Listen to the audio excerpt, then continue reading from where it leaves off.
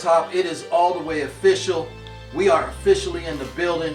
We're going to talk about a real controversial topic right now, stirring up around the league. Been going on for quite some time, the last few weeks. Right. Deshaun Watson, once out of Houston, I can't blame him. It's a toxic situation. The Texans played with fire and got burned, Rashad. And, you know, Watson, to me, in my opinion, is top 3 in the league, right? By far, yeah. You know, top 3 in the league, easily, hands down. For sure, top 5. For sure, top 5. Absolutely. Yeah. And top 3 in my book. But when you have a generational talent like that, well-groomed, off the field, no character issues. I mean, the guy is just a solid dude. And you have everything going on with McNair and all of the deception and all of the false promises and Easterby and Nick Casario, and everything is just really, really, really suspect at this point in time. I'm not upset with Deshaun for wanting out, right? Because he had a conversation with the organization, okay? He just wanted to have some input in some of these organizational decisions, right? So prior to them bringing in Nick Casario as the GM, Easterby was acting as the, temporary GM, right? And he had a conversation with Jack Easterby, okay? He had a conversation with Cal McNair, the CEO of the Texans. He went out to dinner with the man, okay? And bottom line is, he communicated his position. The Texans totally went around him and basically disrespected the man. Now, that's a franchise quarterback. You really have pissed him off. Between that situation, Rashad, and the head scratcher with shipping DeAndre Hopkins off to Arizona for a 2nd and 4th round pick. They butchered that trade. And they got David Johnson back in return. Johnson only rushed for 691 yards this year. The man only had 6 touchdowns. I mean, when you exchange Hopkins for that and those numbers, it's unacceptable. So that situation was mismanaged. Bill O'Brien was a dysfunctional coach. None of the players liked him. We've already heard what's going on with J.J. Watt and how he's been outspoken. Yep. Okay, cameras caught him at the last game of the year apologizing to Deshaun for wasting his talents. Okay, so it's a dumpster fire in Houston. Tell me your thoughts. Honestly, you basically hit on everything. And that trade, Arizona got away with highway robbery. Absolutely. I'm sorry. You don't trade a top 2, arguably the best receiver in the game. Outside, you can argue whether it's Devontae Adams or D-Hop. You can pick and choose who's the number one wide receiver. The fact that they got away with that with the 2nd and 4th round pick is highway robbery. But for an injury-prone David Johnson, dude, who's done nothing. He was on the decline. Exactly. He's done nothing since that injury in Arizona. Right, since the wrist injury. Right. And I'm not knocking the kid. The kid, he at one point, he was balling. He was very talented. He was a very talented young back. But it's been dysfunctional for a while. And I don't know if you can agree with me on this, but I'm tired of people trying to lure this New England mystique to their franchise. Right. And think that that's the way you build the franchise. I'm sorry, there's only one New England Patriots organization, and it's in New England. Been there and done that, by the way. Exactly. So I go back to say that the Texans are a young franchise. They've been around since 2002, right? Mm-hmm. So they're still relatively young. But the fact that they hired Bill O'Brien, New England, a former New England coach, Cornell, the defensive coordinator, former New England coach, the guy they just hired in the GM role, Casario, former New England front office personnel person.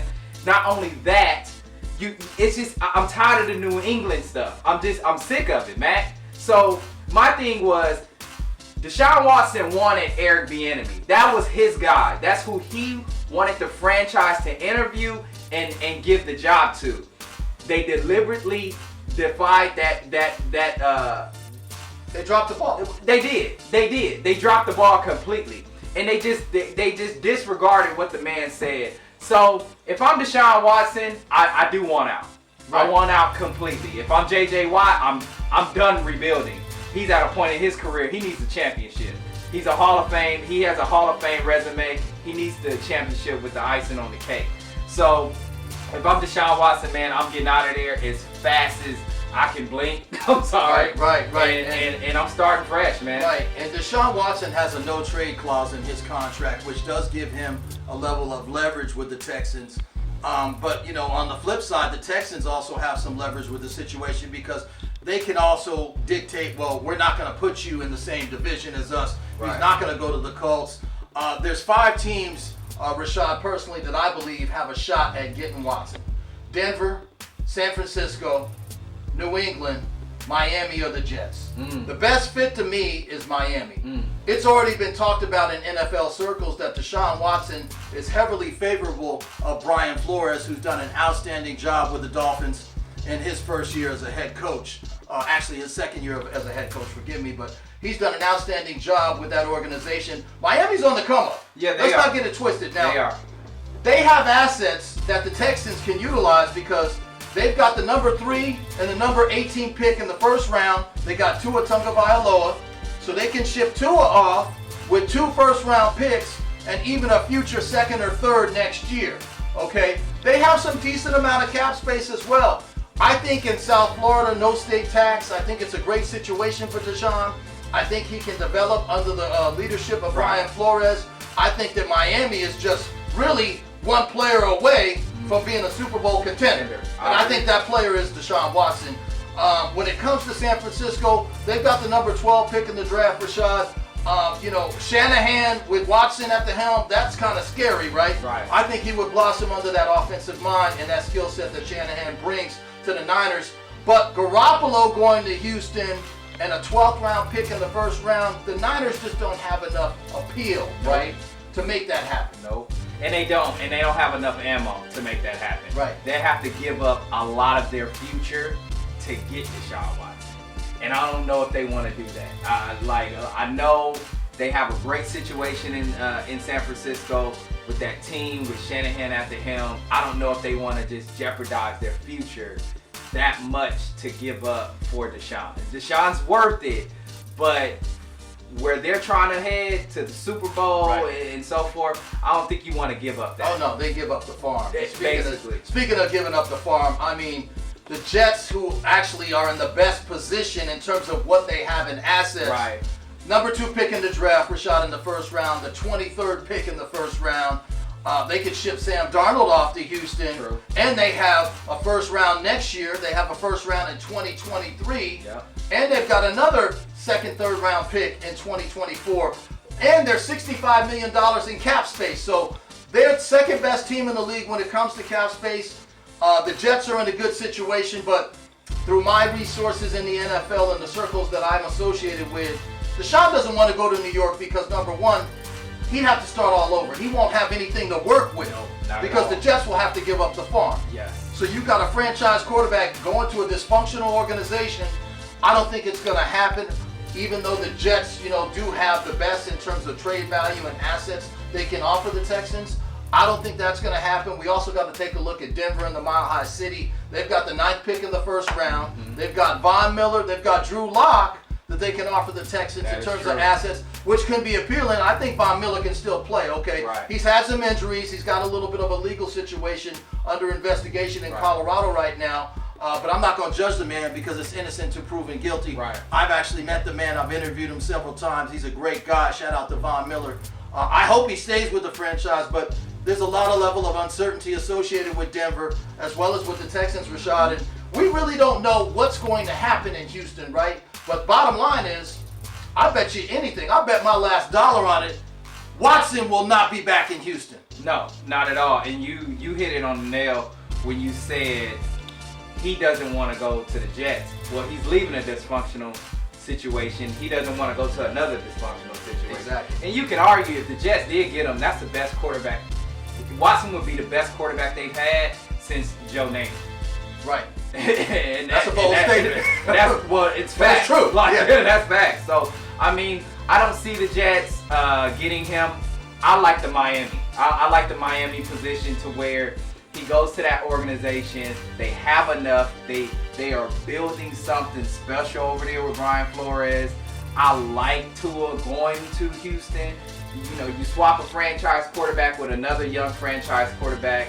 Hopefully, the jury's still out on Tua as well. Big time. So he still has time to develop. I like that situation more so than any other situation you name. And the bottom line is, when it comes to character development, when it comes to a class act, on and off the field, Deshaun Watson is that guy. It's really unfortunate that Houston really took the man for granted, went behind his back, made these personnel decisions, didn't even inform him. Right. He's on social media finding about the Hopkins trade. He's on social media finding about the new GM, Nick Casario. Easterby and between Easterby and McNair, I think they did a bait and switch with Deshaun, and he feels betrayed. Right. So, he definitely deserves a better environment. He does. He's a young quarterback in this league. He's top 5 in my opinion. You say top 3. Oh yeah. I say top 5. Regardless, the kid is elite. Okay, the kid is one of the best quarterbacks in this league, and he needs a better situation. And I actually love the fact that he's taking his career in his own hands. Taking charge. A lot like how the NBA does. Right. With their players, they take their own careers in their own hands, and that's what the NFL should be as well. And I love the player mobility that we're starting to see in the NFL triculate from the NBA. And kudos to Deshaun Watson. I hope he ends up in a great situation, and any team in the NFL would love to have a franchise quarterback like this. Oh, well, you've got over 15 teams in the NFL that are trying to take a shot at landing the franchise, the main man, Deshaun Watson, and I'm not surprised. And I have circles as well that have told me that Carolina has an interest in him. Yes. Bridgewater and McCaffrey to Houston for Watson. I don't think it's enough. I think Houston wants more than that, but that's not a bad deal neither. No. If you get one of the top running backs in the league, Bridgewater can still play. Okay, everybody counted him out in Minnesota when he had that devastating knee injury. Right. Came back and balled out for the Saints. Now he's over there in Carolina. They don't really have much to work with over there. But I don't think that's a bad deal neither. If you get McCaffrey and Bridgewater, maybe you lure them to Houston in exchange for Watson. But I think the Texans will probably want a couple of number ones in addition to that. So I don't think Carolina has a shot. I just think they're on the outside looking in. But we're going to see how it all plays out, right? Yeah. And, H-Town already lost Harden. Yeah. Okay. Be prepared down there, okay, in H-Town, because Deshaun Watson is about to be out. You're watching Sports Hop Media. Don't you go nowhere.